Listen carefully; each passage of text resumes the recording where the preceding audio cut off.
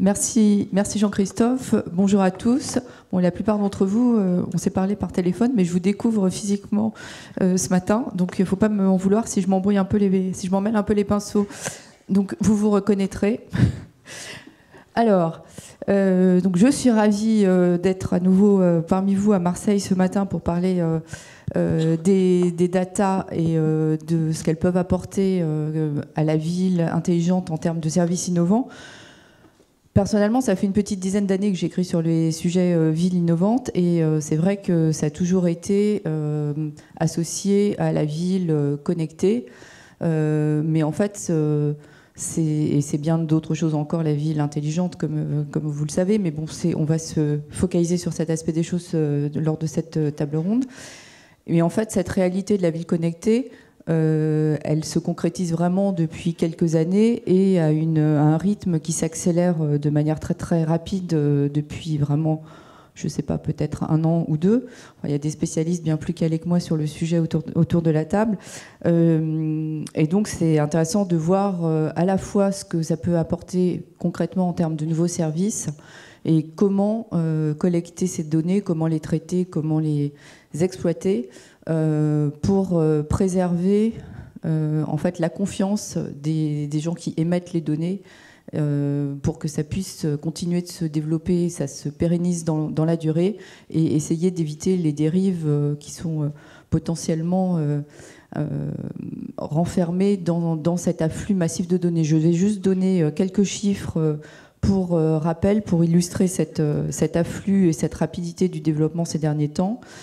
En fait, le terme Internet des objets, il est apparu en 1999 au MIT. En 2009, on comptabilisait plus d'objets connectés que d'habitants sur Terre. En 2017, IBM calculait que 90% des données produites depuis la nuit des temps l'avaient été au cours des 2 années précédentes.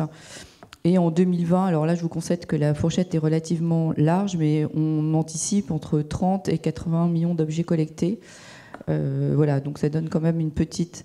Milliards, oui. Je me disais en le lisant, ça me semble pas énorme en fait. Milliards, oui, voilà. Surtout si on a plus que des habitants, forcément des milliards.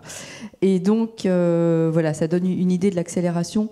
Alors, comme on n'a qu'1 heure, c'est déjà bien, mais c'est pas énorme. Ce que je vous propose aux uns et aux autres, c'est de vous présenter brièvement à chaque fois quand vous prendrez pour la première fois la parole, plutôt que de faire un premier tour de table qui serait un peu, je pense, chronophage.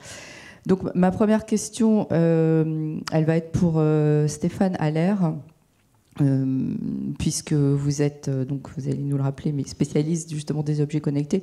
Peut-être nous faire justement un petit topo sur quels ont été les progrès les plus spectaculaires ces derniers temps en termes d'objets connectés et qu'est-ce que ça permet comme nouvelles applications, et nous donner quelques exemples de ce que vous-même vous faites chez ObjetNews. D'accord. Bonjour à tous. Alors, Stéphane Haller, je suis président d'ObjetNews. Et en fait, ObjetNews, c'est une start-up dans un grand groupe, puisque nous sommes la filiale des objets connectés du groupe Bouygues. Alors déjà, je vais en profiter, parce que la table ronde tout à l'heure, ça me paraissait, on disait à chaque fois, voilà ce qui se passe dans les pays étrangers, tout ça, pour en faire un cocorico. Et en plus, il y a des élus autour de moi. En France, on a quand même un gros avantage. Les 2 grosses technologies qui viennent d'arriver pour disrupter, alors c'est le terme, pour, on va dire, troubler comment ça s'appelle, l'Internet des objets, sont 2 technologies françaises. Il y a LoRa, on en a parlé, c'est utilisé à Marseille. LoRa, c'est né à Grenoble. Et il y a Sigfox qui est né à Toulouse. Et très clairement, aujourd'hui, en France, nous sommes en avance. Et alors, pourquoi je parle de nouvelles technologies? Parce qu'on a parlé beaucoup d'objets connectés. On a notre balance qui est connectée à notre box Wi-Fi.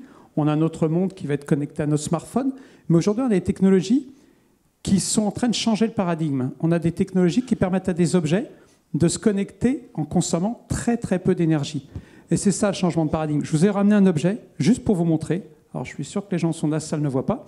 Mais ce petit objet, s'il m'envoie un message par heure, il va tenir sans avoir besoin de le recharger pendant 5 ans.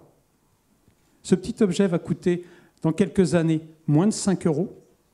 Et ce petit objet, il va se connecter partout. Parce que le problème aujourd'hui, quand vous ne téléphonez pas dans une salle, vous allez sortir près de la fenêtre. Demain, les objets connectés, ça va être votre frigo, ça va être votre compteur d'eau. Vous ne pourrez pas les déplacer. Donc il y a un autre gap technologique qui vient d'être franchi, c'est qu'on est capable de faire ce qu'on appelle du deep indoor, on est capable d'aller chercher des objets qui sont même enterrés profondément dans la terre. Du comment? Pardon, j'ai pas compris. Excusez-moi, du deep indoor. C'est-à-dire qu'on est capable d'aller profondément sous terre pour aller chercher de l'information envoyée par les objets. Mais en tout cas, il y a eu un paradigme technologique qui a été, sauté. C'est grâce à ces technologies qu'on appelle aussi LPWA, mais je ne veux pas faire trop dans la technologie. Prenez un objet comme ça, c'est comme un téléphone, sauf qu'il va marcher pendant 5 ans sans avoir besoin de le recharger. Et ça, c'est génial. Et ça change tout. Parce que d'un seul coup, ça veut dire qu'on peut digitaliser le monde qui nous entoure. Ce petit objet, d'un seul coup, je peux le mettre sur une palette, je peux le mettre sur un container. Et donc ça va changer énormément de choses. Alors vous m'avez posé la question sur les applications, parce que je vais être bref. Les applications sont nombreuses. Oui, parce que c'est bien d'avoir quelques exemples concrets, effectivement, de ce parce qu'on est très content que vous ayez un petit objet qui peut durer 5 ans, mais à quoi ça sert? À quoi ça sert? Justement, je vais vous en donner quelques exemples. ObjNews, on a moins de 3 ans, on a plus de 300 clients. Je vous donne un exemple. Smart Farming. Aujourd'hui, on est capable de mettre des objets carrément sur une vache et on va compter les pas de la vache. On va dire, ça sert à quoi? Alors, je travaille aussi avec la Corée. La Corée, eux, ils comptent les pas des poules. Parce qu'en fait, là, ça va être très concret. Les pas des poules, parce qu'ils disent qu'un poulet qui a beaucoup marché, c'est un poulet qui a bonne santé. Mine de rien, une vache, quand on compte ses pas, quand une vache fait moins de pas, on va être capable de détecter qu'elle commence à être malade. On va être capable de détecter qu'elle va donner bas. On parlait de sécurité. Aujourd'hui, on avait des petits objets comme ça sur des extincteurs. L'extincteur va nous dire « Attention, je n'ai plus assez de pression.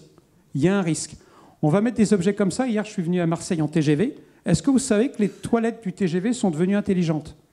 Aujourd'hui, les toilettes du TGV, on a mis des petits capteurs comme ça qui vont être capables de nous dire « Attention, il n'y a plus assez d'eau dans les toilettes, il faut que vous fassiez le plein quand vous arrivez à la gare. » À mon avis, il faut qu'ils en rajoutent des capteurs, là, parce que ça ne marche pas encore très bien. C'est pas encore partout.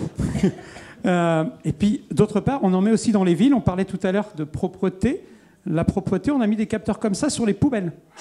Parce que d'un seul coup, on est capable... Une poubelle, quand je vous dis qu'on est en train de digitaliser le monde qui nous entoure, une poubelle, d'un seul coup, va nous dire « Attention, je suis pleine. » Oui, mais c'est tout bête, mais ça a 2 avantages. Quand vous avez des dépôts d'apport volontaire, quand vous arrivez et que la poubelle est pleine, vous mettez à côté, ça fait sale. Par contre, des fois, vous déplacez un camion pour vider la poubelle, elle est vide, ou en tout cas, elle n'est même pas à la moitié pleine. Donc là, on va économiser la tournée des camions. Plein de choses. On parlait de Smart City. Moi, je vous donne un petit exemple avec un Smart Village, et ce sera mon dernier exemple. On travaille avec une petite ville, et le maire, il a fait des choses assez intéressantes. Il a, par exemple, mis un petit capteur comme ça dans sa rivière. Et dans la rivière, il a détecté quand il y avait une crue d'eau. Et avant, souvent, quand il y avait une crue d'eau, parce que les habitants appelaient tous le maire en disant « Attention, j'ai vu que ça allait déborder ». Maintenant, il a un capteur, il reçoit l'information avant que les gens appellent, et il envoie les personnes, parce que souvent, ce sont des égouts qui sont bouchés et autres, et là, il intervient. Et quand les gens appellent, il dit « Vous inquiétez pas, on a déjà des techniciens sur place ». Et il avait mis une information toute bête, et puis j'en reviendrai tout à l'heure sur la valeur de la data. Il a mis une information qui était... Il a mis un compteur électrique. Il avait donné l'information des compteurs électriques de son groupe scolaire et du tennis couvert.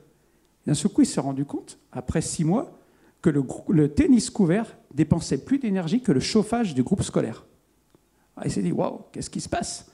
Donc il est allé voir, il dit « Je vais me rendre sur place. » Et en fait, le tennis couvert, il avait juste un petit problème, c'est qu'il fallait un badge pour rentrer.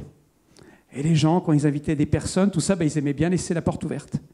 Et en fait, la porte du tennis couvert était tout le temps ouverte. Et donc, le chauffage de son tennis couvert coûtait plus que le chauffage de l'ensemble de son groupe scolaire. C'est ça, la digitalisation du monde, c'est qu'on récolte plein d'informations et après, on y retrouve plein d'avantages. Voilà pour mon exemple. Merci beaucoup pour ces exemples effectivement très concrets. J'ai demandé à Caroline Posmentier de réagir peut-être par rapport à cet exposé et de façon plus générale par rapport à cet afflux massif de données très récent. Comment est-ce que les collectivités locales que vous représentez autour de la table s'emparent-elles de ce sujet? Qu'est-ce qu'elles peuvent en faire? Quel type de données vous intéresse? Et pourquoi en faire en fait? Oui, merci. Merci également de cette invitation. Donc c'est la 3e édition, édition sur laquelle Il devrait aujourd'hui, au nom des collectivités territoriales, mais surtout au nom des élus, puisqu'on a beaucoup parlé des élus sur la première table ronde, savoir comprendre comment les décideurs politiques, et pas simplement le décideur public, doit se poser les bonnes questions. Le cadre aujourd'hui, tel que l'évoquait Jean-Luc Chauvin, n'est plus celui qu'il imagine. Le décideur politique n'est plus à se poser la question comment agir, dans quelle direction. Maintenant, il faut y aller vraiment. Et je crois que nous faisons, nous, la démonstration sur ce territoire, que nous avons cette volonté d'y aller et que nous y mettons les moyens. Certes, ils ne sont pas toujours à la hauteur de la rapidité souhaitée, mais pourtant, ils y sont. L'explosion des données n'est pas si nouvelle que ça. La donnée publique, elle existe depuis de nombreuses années dans la gestion des services publics. Et toutes ces données, il faut s'en emparer. C'est une responsabilité. Et je dirais que cette explosion des données, elle oblige le décideur politique. Elle oblige sur des usages, elle oblige sur une qualité du service public, et elle oblige aussi pour la crédibilité aujourd'hui, la confiance qui doit être portée, et je dirais même restaurée, dans le management politique des politiques publiques. Vous l'avez évoqué tout à l'heure, depuis 2008, j'ai en charge une politique de sécurité publique et de prévention de la délinquance sur la ville de Marseille. Vous comprenez bien que toutes ces données qui sont aujourd'hui en possession de la collectivité publique, je ne parle que de ces données, je ne vais pas dire personnelles à la collectivité publique, mais qui sont les siennes, ne travaillent pas ensemble, au même titre que les métiers n'acceptaient pas de travailler ensemble. Nous avons, grâce au numérique et grâce à l'appréhension des données et à la captation des données, aujourd'hui la possibilité de travailler notamment avec le big data pour faire que les métiers et les cas d'usage s'adaptent aujourd'hui à une demande très forte qui est celle avant tout de nos citoyens. Le citoyen aujourd'hui est un usager client de nos politiques publiques. Je crois qu'il ne faut pas avoir peur de le dire. Et à ce titre, nous devons véritablement permettre aux métiers du service public d'évoluer en travaillant avec toute cette nouvelle technologie. Alors nous l'avons fait à Marseille par une porte qui est celle de la sécurité publique, quand bien même nous partageons, il faut quand même le rappeler ici, cette compétence avec la compétence régalienne de l'État. Et nous l'avons fait grâce aux industriels et aux entreprises qui sont venus nous proposer des solutions, mais aussi en menant une véritable révolution dans les services. Lorsque vous avez depuis des années des données qui sont celles qui ont attrait à la gestion de l'espace public, que ce soit la propreté, mais que ce soit les emplacements, la réglementation de la circulation. Vous avez un métier comme celui de la police municipale, qui est un métier de plus en plus exigeant dans le cadre du métier de service public. Eh bien, toutes ces données qu'ils produisent ne travaillaient pas entre elles. Or, nous avons, grâce à l'acquisition de la plateforme Oracle, aujourd'hui, la volonté... Alors, l'année dernière, je suis venue vous dire... L'année prochaine, je vous l'annoncerai. Ça y est, les ateliers ont commencé, les métiers ont commencé à travailler entre eux, les cas d'usage sont identifiés. Alors vous voyez la difficulté qui est la nôtre. Ce n'est pas la seule volonté politique, c'est aussi cette révolution que nous devons accompagner dans ces métiers du service public qui veulent rester sur leur précaré, bien souvent, qui veulent rester dans leurs prérogatives. L'année prochaine, nous serons véritablement sur l'expérimentation de ces cas d'usage qui vont nous permettre d'avoir cette aide à la décision. On vous prend au mot cette fois-ci, l'année prochaine. Oui, prenez-moi au mot, parce que c'est vrai que j'ai envie de dire aux équipes, allons-y. Il est temps maintenant de passer à l'étape au-dessus, surtout que nous savons que pour rendre encore plus intelligent cette machine et cette plateforme de traitement des données, nous allons aller chercher des données partenaires. Je crois que c'est ça aussi qu'il faut comprendre, c'est que si chacun déjà fait cette révolution comme nous pensons qu'il faut la faire, et que c'est de notre responsabilité en tant que décideur public, il faut aussi apprendre à travailler ensemble, mais apprendre à travailler ensemble selon les compétences et les institutions qui travaillent entre elles.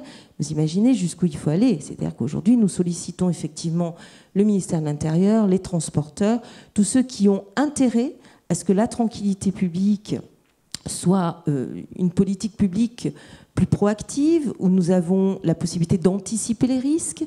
La menace aujourd'hui, qui est celle d'une menace terroriste ou d'une gestion de l'espace public complexe, difficilement partagée. Vous voyez, aujourd'hui, nous avons des manifestants qui bloquent certains quartiers de notre ville. Non, mais c'est important.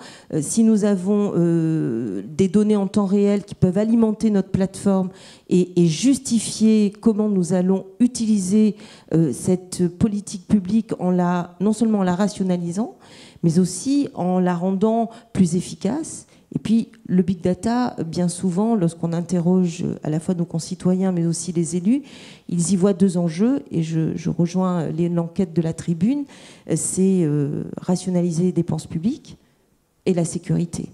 Et bien voilà comment, de façon tout à fait, avec beaucoup d'humilité, mais surtout dans le partenariat, nous avons fait ce choix sur un territoire municipal qui n'est pas rien, qui est quand même la deuxième ville de France. Bien sûr que nous avons des tas de lieux d'expérimentation, des démonstrateurs, et nous aspirons à en créer de plus en plus, parce que ces démonstrateurs sont la démonstration que ce territoire, certes, est innovant, et que les cas d'usage et que les métiers de demain se construisent dans la ville de demain. Et si l'angle de la sécurité qui fait qu'aujourd'hui nous pouvons évoquer une safe city en devenir première brique de la smart city marseillaise, eh bien allons-y, mais c'est une responsabilité partagée. Mais croyez-moi que les décideurs politiques le font en essayant d'être disruptifs, bien au contraire, et pas seulement en réservant un cadre. Le cadre, c'était avant. Aujourd'hui, c'est un partenariat, c'est du privé-public. Aujourd'hui, c'est le citoyen qui participe, qui est un acteur de sa ville numérique de demain. Il l'est de facto. Il faut lui redonner confiance dans les politiques publiques que nous menons grâce justement au traitement des données. Et je pense qu'il y aura certainement le volet sur lequel nous avons évoqué hier les enjeux de sécurité, de protection des données. J'espère qu'on aura le temps effectivement de les aborder. Donc on voit, ça bouscule, la digitalisation bouscule sur le plan culturel, hein, d'une certaine façon, les habitudes de fonctionnement dans les collectivités locales, mais je crois aussi que beaucoup d'entreprises sont confrontées à cet enjeu de la digitalisation et de la transformation de leur métier.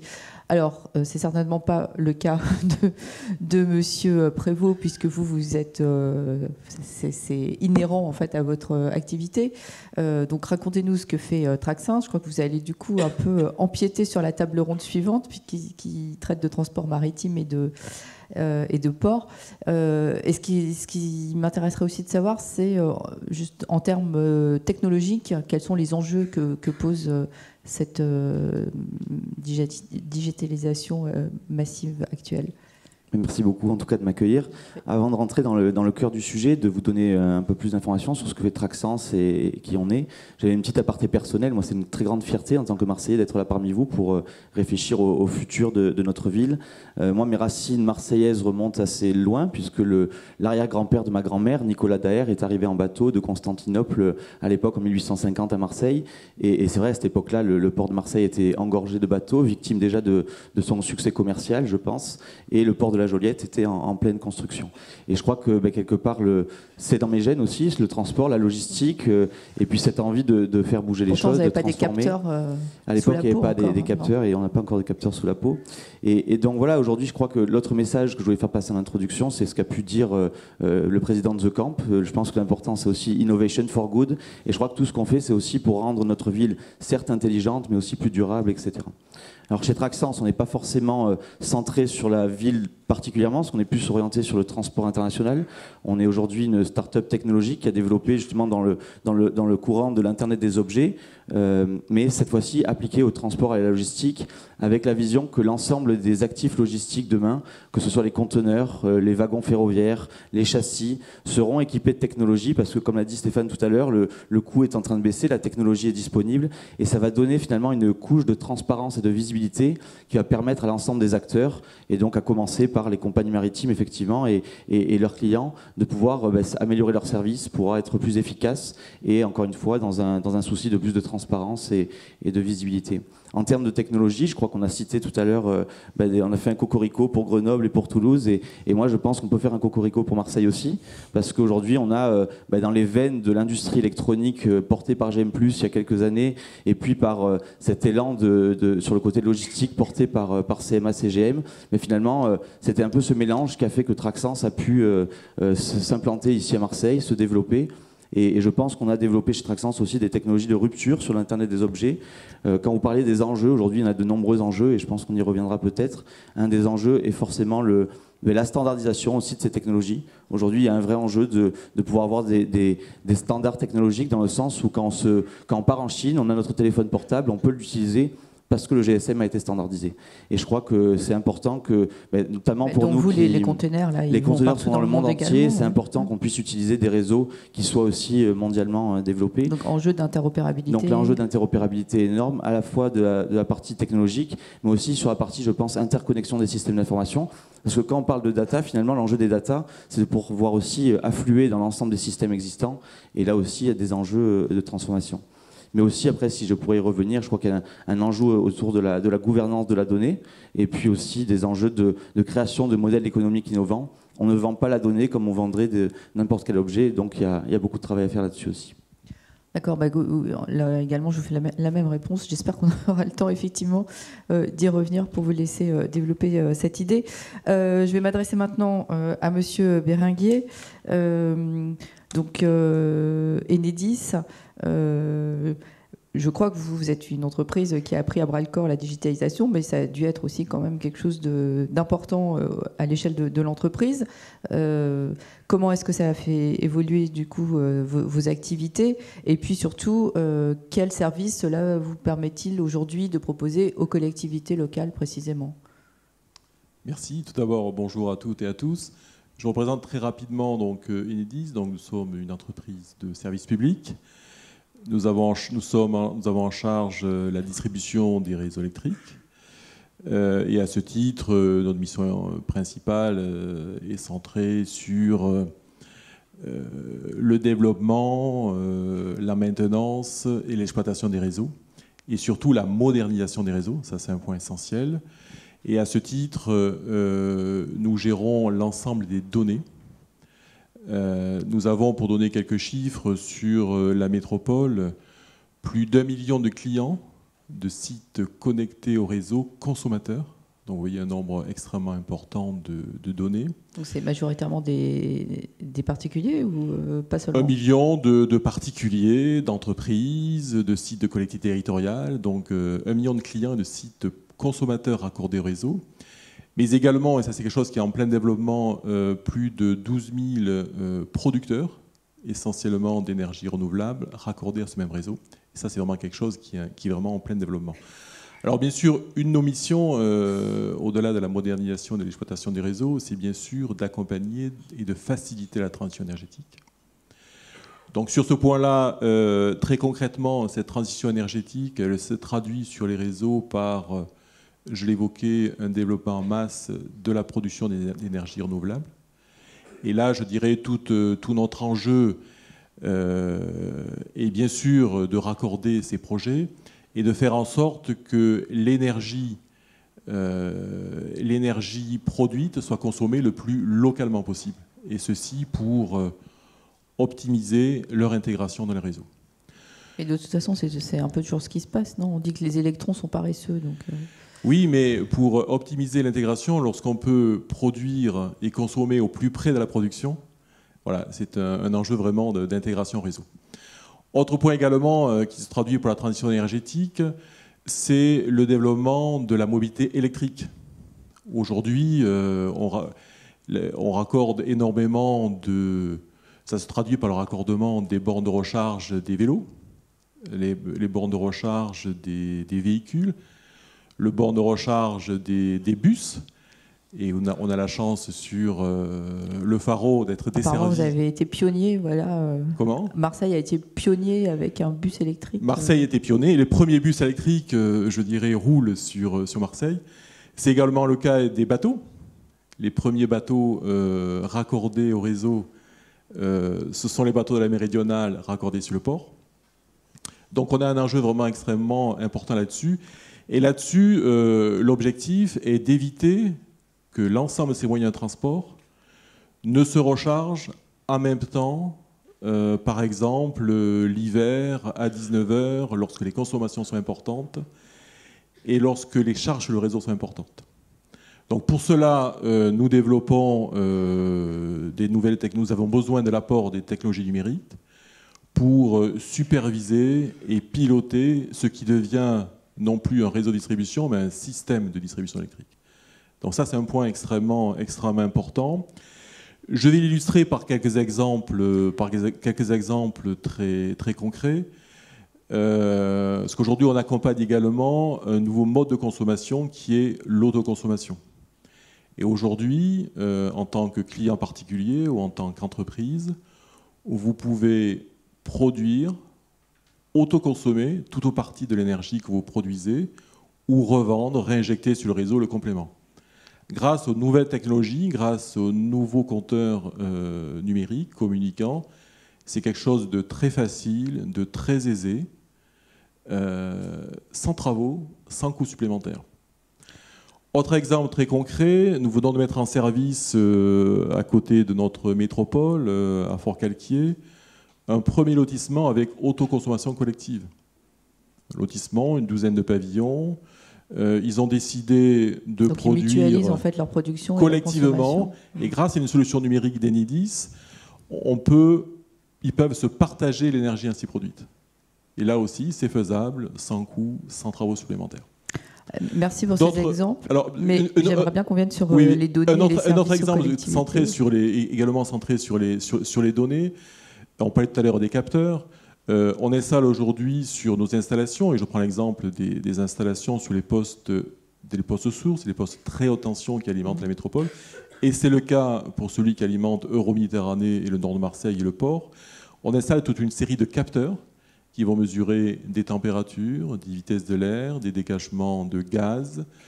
On les analyse en temps réel et on développe derrière des nouvelles technologies avec des startups pour faire de la maintenance prédictive, c'est-à-dire être en capacité d'intervenir avant que l'incident ne se produise.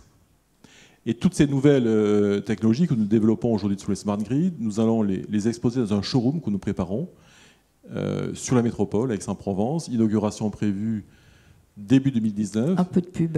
Il sera destiné à l'ensemble des acteurs économiques du territoire, les élus, les entreprises, les start-up, parce que ce sera également un lieu d'innovation. Merci. Est-ce que vous pouvez nous dire un petit mot aussi des services, parce que comme je pense qu'on n'aura pas beaucoup le temps de revenir à chacun. Autour des données et des services. Comment vous accompagnez les collectivités? Je disais tout à l'heure, notre mission, c'est d'accompagner la transition énergétique, faciliter ces nouveaux usages, faciliter la modération d'énergie. Je vais illustrer par quelques exemples très concrets. Si vous avez la chance d'avoir un comptage de nouvelles technologies, comme moi, je vous invite à vous connecter à l'application Enedis à mes côtés et vous avez accès à un tableau de bord de vos propres consommations. Vous pourrez visualiser vos propres consommations de votre domicile par pas horaire, à la semaine, au mois. Et ça vous permet d'avoir une meilleure connaissance de vos consommations et donc, in fine, de devenir, pour ceux qui le souhaitent, progressivement consommateurs de votre propre énergie. Un tel service est proposé à nos grands clients, qu'ils soient multisites ou collectivités territoriales. On propose également... Mais du coup, ça vous permet d'avoir une image en fait, des consommations d'une façon agrégée et de pouvoir identifier en termes de rénovation thermique. Exactement. Au niveau agrégé, ce qu'on peut proposer par exemple à des copropriétés ou à des bailleurs sociaux, c'est une photographie, on leur donne des jeux de données qui va leur permettre par immeuble, par résidence, de connaître de façon agrégée leur consommation globale, ce qui va leur permettre du coup de réfléchir à des politiques d'investissement, de rénovation urbaine et de mesurer l'efficacité des investissements de rénovation urbaine qu'ils feront. On propose également ce type de jeu de données aux collectivités territoriales, à la métropole par exemple, à une maille métropolitaine, à la maille des communes, des quartiers, où on peut leur donner également des données de consommation, de production. Et ça, ce sont des données qui vont leur permettre de travailler sur leur plan climat, sur leur politique énergétique et de mesurer leur efficacité. Très bien, merci beaucoup. Et donc enfin, Monsieur Harari, Vinci Immobilier, comment est-ce que le big data fait-il évoluer votre activité, à la fois sur des activités historiques chez vous, mais également comment est-ce que ça vous permet de proposer, d'affiner vos offres, de les compléter vis-à-vis de vos clients? Bonjour, donc effectivement Diego Rari, directeur d'innovation à Immobilier. Donc en tant que promoteur, on est, je dirais, également un acteur de la construction du territoire, hein, même si c'est privé et pas public. Et donc la data, on la consomme nous également pour essayer de faire mieux notre job.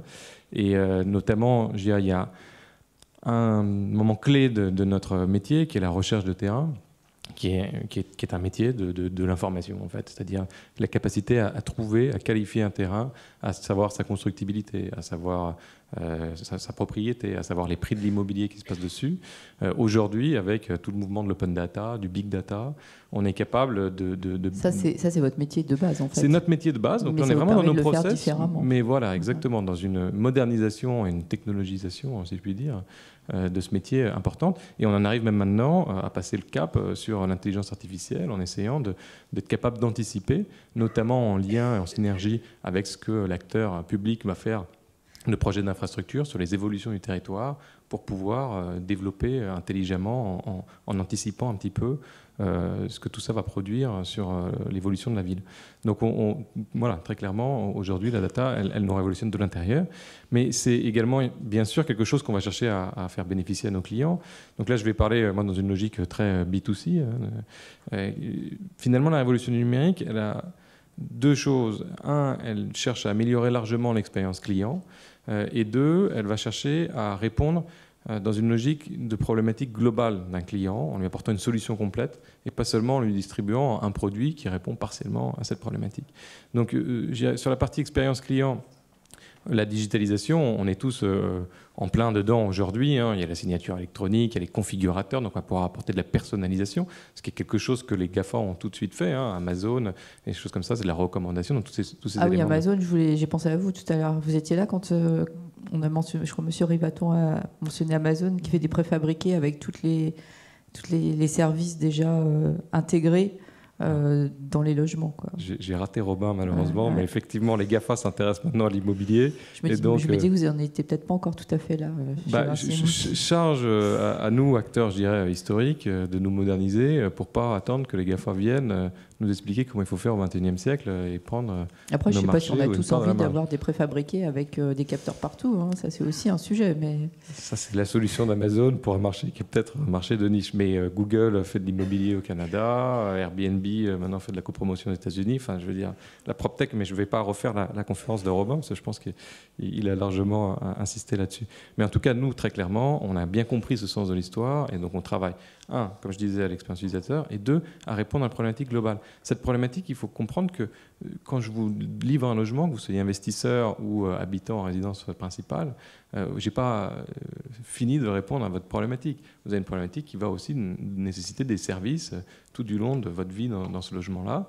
Et charge à moi, promoteur, d'équiper, et là on revient sur les logiques d'Internet des objets, d'objets connectés, d'équiper le logement pour pouvoir avoir cette infrastructure qui va permettre le développement de ces services, et de mettre autour de la table ces opérateurs de services qui, sans ça, ce n'est pas le syndic qui va aller les chercher.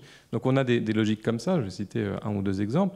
On a dans la région un peu plus loin une opération mixte, donc logement, bureau, commerce, où on a un parking mutualisé. C'est quelque chose qui a été fait également à Marseille, qui va permettre à la fois de réduire les places de parking en jouant sur le foisonnement. Donc c'est des économies qui peuvent être réinvesties. Avec le fait que les places ne sont pas utilisées au même moment par les mêmes occupants. Voilà. Les bureaux, c'est une utilisation principalement de jour. Les logements, c'est plutôt en soirée et la nuit. Donc là, il y a une optimisation qui se fait. Et puis même, on va pouvoir aller le transformer, ce parking qui est privé à la base, en un parking public qui est ouvert à des utilisateurs extérieurs. Et donc, il va réduire aussi la charge à la collectivité de fournir des places sur l'espace public ou dans des parkings publics. Donc ça, finalement, c'est un équipement du parking à la construction et puis un opérateur qu'il faut que nous, on mette dès en amont du montage de l'opération. D'une façon plus, je dirais, directement liée aux parties privatives, au logement, hein, on a cette même logique avec tout ce qui est le smart home. Aujourd'hui, les révolutions technologiques dont on parlait, la domotique, c'est plus la domotique d'il y a 20 ans, c'est de l'Internet des objets également. On est passé sur d'autres technos. Donc c'est démocratisé aujourd'hui. On a la capacité de déployer à beaucoup plus grande échelle ces technologies-là pour que nos clients puissent, bien au-delà de simplement je dirais, occuper l'espace, bénéficier de services dans les logements que nous, on aura montés. Et donc, on ne parle pas que du pilotage à distance du logement, mais on parle évidemment d'optimisation énergétique. Donc, il va y avoir certaines choses qui vont être la remontée des données. Là, on est en lien direct avec Enedis sur ces sujets-là, mais également des services qui peuvent être de télésurveillance, de monitoring de santé pour les seniors, tout un tas de services à l'occupant. De casiers connectés dans les halls, on en a parlé aussi tout à l'heure. Mais du coup, non, mais tout à fait. Effectivement, c'est vrai que. Non, parce que je vous demandais si, si tout était par défaut prévu dans les appartements, ou s'il y avait des options que les gens pouvaient choisir en fonction de leur desiderata. Et s'il y avait des choses qui pouvaient se rajouter après coup. Vous me disiez, certaines choses oui, mais d'autres, typiquement les casiers, pas vraiment, quoi, parce qu'il faut prévoir... C'est vrai qu'autant sur le logement privatif, si nos clients veulent ensuite, dans un second temps, rajouter des objets, aujourd'hui c'est largement possible. Et d'ailleurs, les infrastructures que nous, on livre sont évolutives. On parlait tout à l'heure d'interopérabilité, c'est tout à fait dans la philosophie de ce qu'on fait pour que nos clients puissent enrichir leur écosystème. Mais par contre, dans les parties communes, c'est beaucoup plus difficile pour une copro de faire évoluer les choses. Et puis parfois, même, je veux dire, il y a des contraintes d'espace. Si on n'a pas prévu cet espace, on ne peut pas rajouter l'objet. Donc typiquement, effectivement, les casiers connectés, c'est un très bon exemple. C'est quelque chose qui peut apporter aujourd'hui beaucoup de valeur. La conciergerie, quelque part, c'est quelque chose qui a complètement disparu pour une question de coût. Parce qu'un logement et le salaire d'un concierge, c'est quelque chose qui n'est pas à la portée de tous. Donc aujourd'hui, en numérisant un petit peu ça, avec une infrastructure assez light finalement de casiers connectés, on est capable de redonner du service, à la fois de répondre d'ailleurs à des choses comme l'explosion des livraisons du e-commerce, qui est quand même parfois un petit peu compliqué pour les gens, mais également d'aller plus loin, d'aller dans les services et de faire du pricing ou tout un tas de choses qui vont pouvoir se faire avec cette interface.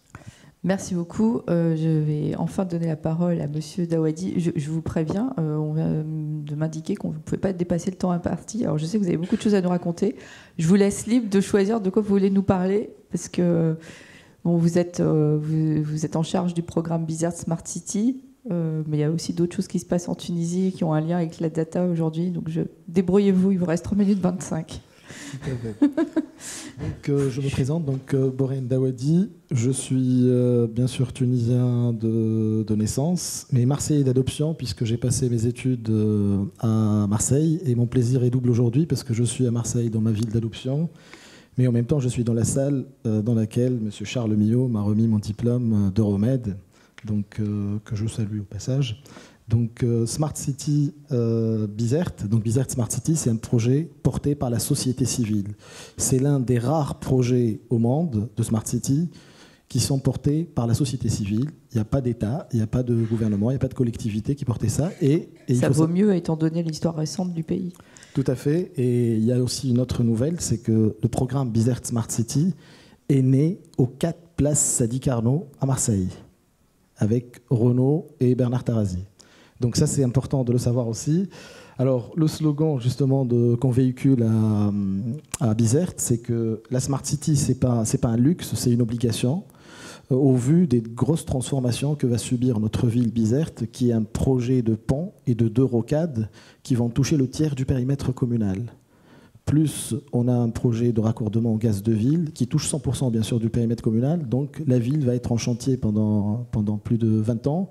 Et donc c'est là où on a dit il va falloir agir très très fort. Il va falloir imposer la Smart City, préparer du support et lancer ce programme et le faire porter par la suite par le nouveau maire élu et l'équipe municipale élue. Et on se bat aujourd'hui pour justement passer au conseil municipal. Et là, je salue la présence aujourd'hui de la première adjointe du maire de Bizerte.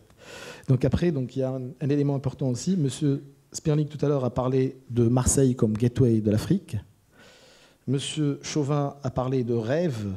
Et monsieur Gaudin, sur sa vidéo, a parlé des 14 câbles qui relie Marseille au monde.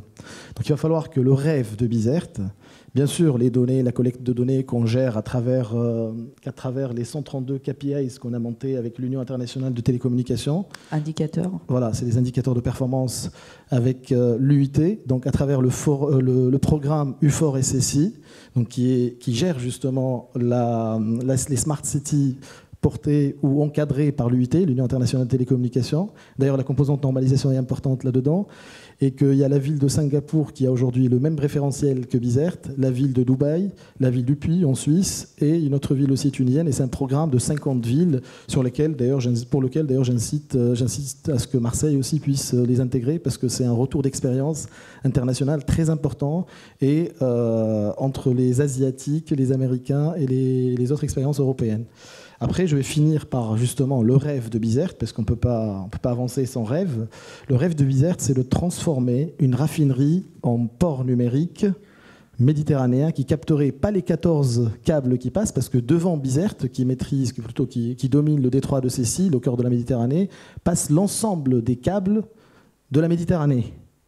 Et donc, c'est là où on s'est dit, il va falloir transformer cette raffinerie en un port numérique, en un gros data center civil, autour duquel on montrait tout un écosystème dans lequel il va y avoir le pétrole de demain, bien entendu, mais aussi les métiers de demain pour nos enfants. Donc ça, c'est important. Après, il y a un autre volet en rapport avec l'immobilier.